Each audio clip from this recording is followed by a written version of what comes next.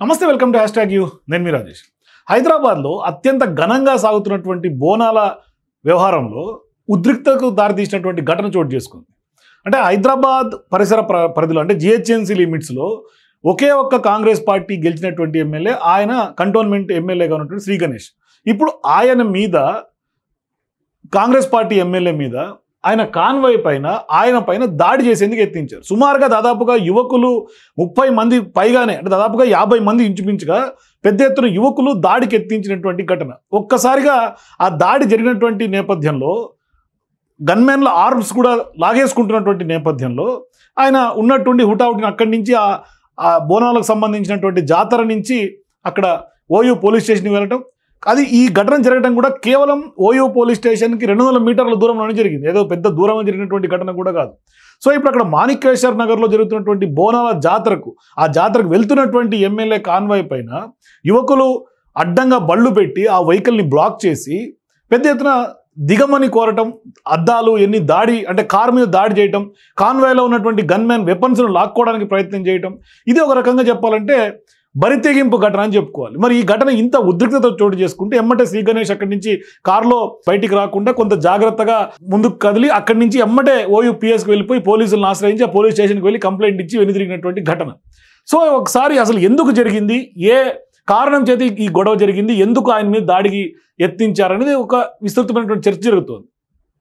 మరీ ముఖ్యంగా యువకులను అక్కడి నుంచి, అంటే పోలీసులు సంఘటనా స్థలానికి చేరుకున్న తర్వాత ఆ యువకులందరినీ కూడా వెనక్కి పంపించేసినటువంటి పరిస్థితి. మరి ఈ దాడి వెనుక కారణాలు ఇంకా స్పష్టంగా తెలియడం లేదు. కానీ మాణికేశ్వర్ నగర్లో జరుగుతున్నటువంటి బోనాల జాతరకు వెళ్తున్నటువంటి సందర్భంగా ఈ ఘటన చోటు చేసుకోవడం కొంత ఆందోళన కలిగిస్తుంది. అంటే మరీ ముఖ్యంగా అధికార పార్టీ, కాంగ్రెస్ పార్టీ గెలిచినటువంటి ఎమ్మెల్యే పైనే ఇంత బరితెగింపుగా, ఇంత ఒకేసారి ఆర్మ్స్ కూడా లాక్కునేంత దాడి జరగటం అనేది, మరీ ముఖ్యంగా కాంగ్రెస్ కార్యకర్తల మీద, కాంగ్రెస్ నాయకుల మీద మరి ఈ దాడి పైన వాళ్ళందరూ చాలా తీవ్రంగా పరిగణిస్తున్నారు. మొన్న ఇంకా మల్కాజ్గిరి సవాళ్ళు ప్రతి సవాళ్ళు ఘటన మరిచిపోలేదు. ఇంకా ఆ ఎపిసోడ్స్ కొనసాగుతూ ఉన్నాయి. మరోవైపు మొన్నటికి మొన్న నంగి దేవేందర్ రెడ్డి, ఎవరైతే కాంగ్రెస్ పార్టీకి సంబంధించినటువంటి నాయకులు, ఆయన మీద నిజామాబాద్లో జరిగినటువంటి దాడి, ఇప్పుడు మళ్ళీ సికింద్రాబాద్ కంటోన్మెంట్ ఎమ్మెల్యేగా ఉన్నటువంటి శ్రీ గణేష్ పైన దాడికి యత్నించినటువంటి నేపథ్యం. సో ఇప్పుడు కాంగ్రెస్ పార్టీ అధికార పార్టీగా ఉన్నప్పటికీ కూడా కొంత ఎందుకు ఇంత బరితెగింపు కనిపిస్తుంది అనేది చాలా వరకు రాజకీయాల్లో ఒక కొత్త ఒరవడిని తెలంగాణలో సృష్టిస్తూ ఉన్నారు.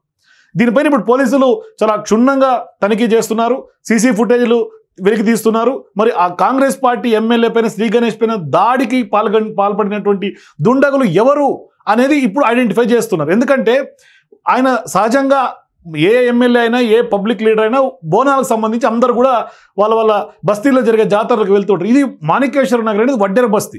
ఆ బస్తీలో గత రాత్రి ఆయన బోనాల సందర్భంగా పలారం బండికి సంబంధించినటువంటి ఊరేగింపు కార్యక్రమానికి ఎమ్మెల్యే వెళ్తున్నటువంటి సమయంలో దాదాపుగా 50 మంది దగ్గర ఇంచుమించుగా అంతమంది బండ్లు వేసుకొని, 2 వీలర్లు వేసుకొని వచ్చి ఆయన వెహికల్ని బ్లాక్ చేసి, ఆయన యూటర్న్ తీసుకున్నటువంటి సందర్భంగా అక్కడ తీసుకొనివ్వకుండా అడ్డుకొని, ఆ బండి కదలనివ్వకుండా, లెఫ్ట్కి రైట్కి వెళ్లకుండా మొత్తం చుట్టూతా బ్లాక్ చేసి ఇంత హల్చల్ చేసి హంగామా చేశారంటే, ఇప్పుడు ఓయూ పోలీస్ స్టేషన్లో ఎమ్మెల్యే గత రాత్రి వెళ్ళటం, అక్కడ కొంత ఆయన ఫిర్యాదు చేయటం, జరిగినటువంటి సీన్ అంతా పోలీసులు ఎక్స్ప్లెయిన్ చేయటం, అంటే ఇది ఖచ్చితంగా పకడ్బందీ స్కెచ్ ప్లాన్ తోటి ఇదంతా జరిగినట్టుగా స్పష్టంగా తెలుస్తుంది. అంటే దీని మీద ఇప్పుడు హైదరాబాద్ సిపి ప్రత్యేక దర్యాప్తుకు కూడా ఆదేశాలు జారీ చేశారు.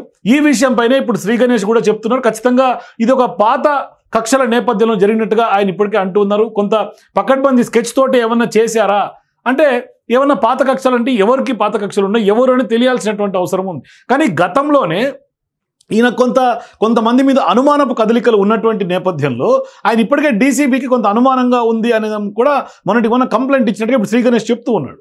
సో ఈ వ్యవహారం అంతా చూస్తూ ఉంటే తెలంగాణ రాష్ట్ర రాజకీయాల్లో అధికార పార్టీ నాయకుల మీదే ఏకంగా దాడులకు పాల్పడుతున్నారు, దాడులకు ప్రయత్నాలు చేస్తున్నారు అంటే మన తెలంగాణ రాజకీయాలు ఎటుపోతున్నాయి ఒకసారి అర్థం చేసుకోవచ్చు. అంటే బీహార్ని తలపించేలాగా ఇక్కడ వాతావరణాన్ని సృష్టించి ఒక భయాందోళనకి కలిగించే ఒక వాతావరణాన్ని క్రియేట్ చేస్తున్నారు. అంటే ఇన్సెక్యూరిటీ క్రియేట్ చేస్తున్నారు. ఏంటి దానివల్ల ఉపయోగం ఏంటి అనేది మరి తెలియాలంటే ఇది రాజకీయ కక్ష ఏమన్నా ఉందా, లేకుంటే వ్యక్తిగతంగా ఏమన్నా ఇతరత్ర కారణాలు ఉన్నాయా, స్థానికంగా ఉన్నటువంటి సమస్యల ఏంటి అనేది కొంచెం తెలియాలి. ఎందుకంటే ఇప్పుడు అక్కడ స్థానికంగా బీఆర్ఎస్ పెద్దగా పట్టున్నటువంటి వ్యవహారం అక్కడ కనపడలేదు. ఎందుకంటే గత కొంతకాలంగా కంటోన్మెంట్లో సాయన్న, గతంలో దివంగత నేత, చనిపోయారు, ఆయన కొంత చాలా కాలం దాదాపు సుదీర్ఘంగా 2-3 సార్లు ప్రాతినిధ్యం వహించారు ఆ నియోజకవర్గానికి. మరోవైపు వాళ్ళ ఫ్యామిలీ కూడా లాస్య నందిత చనిపోయిన తర్వాత వచ్చినటువంటి ఎన్నిక.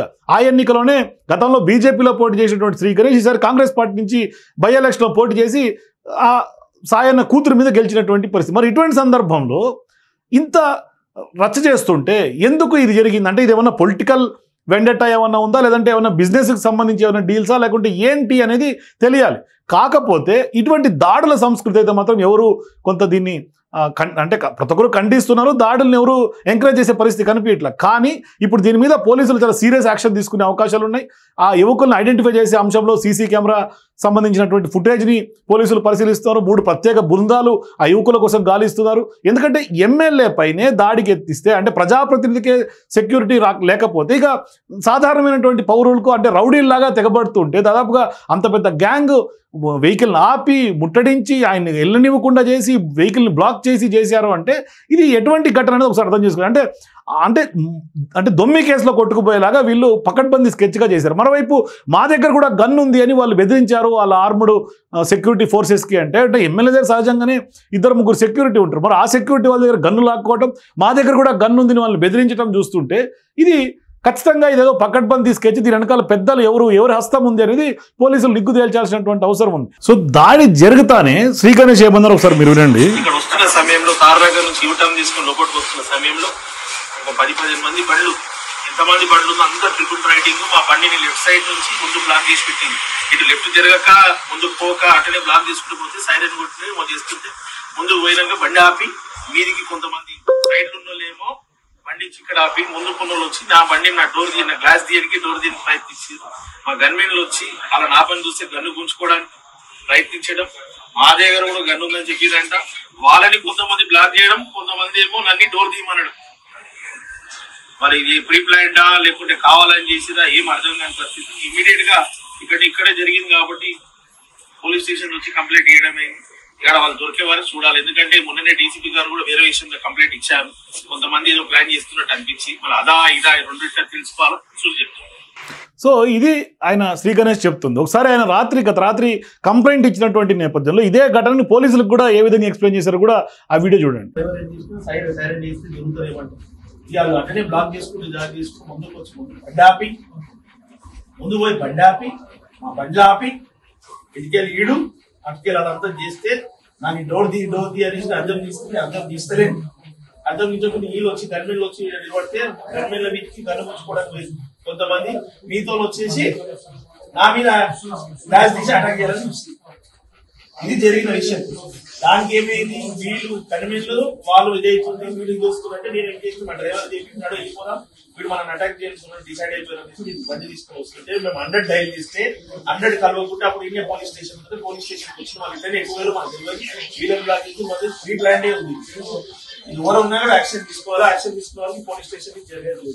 సో చూశారు కదా క్లియర్గా ఆయన మొత్తం సీన్ టు సీన్ చెప్తున్నటువంటి నేపథ్యం మనం చూస్తే ఖచ్చితంగా ఇదంతా పకడ్బందీ స్కెచ్ లాగా ఈయన మీద వ్యూహాత్మకంగా కొంత దాడికి ప్రయత్నం జరిగినట్టుగా తెలుస్తుంది. ఇది ఖచ్చితంగా బెదిరింపు దాడిగా చూడాలా, లేదంటే కనుక మా దగ్గర కూడా గన్ను ఉంది అంటే ఇది ఖచ్చితంగా ఆయన్ని ఏం చేద్దామని ఇంతమంది ఒకేసారి బరితెగించారనేది కూడా కొంత వెయిట్ చేసి చూడాలి. మొత్తం మీద ఇప్పుడు పోలీసులు ప్రత్యేక బృందాలు గాలిస్తున్నటువంటి నేపథ్యంలో ఇప్పుడు అసలైనటువంటి ముద్ద ఎవరు, దీని వెనకాల కీలకంగా ఉన్నటువంటి కింగ్ పిన్ ఎవరు ప్లాన్ చేసి ఇదంతా స్కెచ్ వేశారు. ఎందుకంటే కొంతమంది అనుమానితుల మీద గతంలోనే 2 రోజుల క్రితం డీసీపీకి కూడా ఎమ్మెల్యే శ్రీ గణేష్ కంప్లైంట్ ఇచ్చారు. అంటే ఇప్పుడు అసలైనటువంటి వాళ్ళు ఎవరు, వాళ్ళేనా వీళ్ళు, లేదంటే కనుక వాళ్ళు చేయించినటువంటి దాడా, వీళ్ళందరూ కూడా కిరాయి మూకలా, లేకుంటే ఎవరు అనేది కూడా పోలీసుల విచారణ తేలాల్సినటువంటి అవసరం ఉంది. మొత్తం మీద ఈ ఘటన అయితే మాత్రం హైదరాబాద్ అట్లాగే తెలంగాణ రాష్ట్ర రాజకీయాల్లో ఒక జోరైనటువంటి చర్చ సాగుతుంది. అంటే ఎమ్మెల్యే మీదే దాడికి ఇంత బరితెగింప, అది కూడా అధికార పార్టీ ఎమ్మెల్యే మీదే ఇది జరగడం అనేది నిజంగా ఒక రకంగా శోచనీయంగా ఉంది. మొత్తం మీద చూద్దాం ఏం జరగబోతుందో. సో మీరు కూడా కాంగ్రెస్ పార్టీ అధికార పార్టీ ఎమ్మెల్యేగా ఉన్నటువంటి శ్రీ గణేష్ పైన దాడికి కారణం ఏమై ఉంటుంది? మీ అభిప్రాయాల కింద కామెంట్స్ తెలియజేయండి. For more videos please watch #.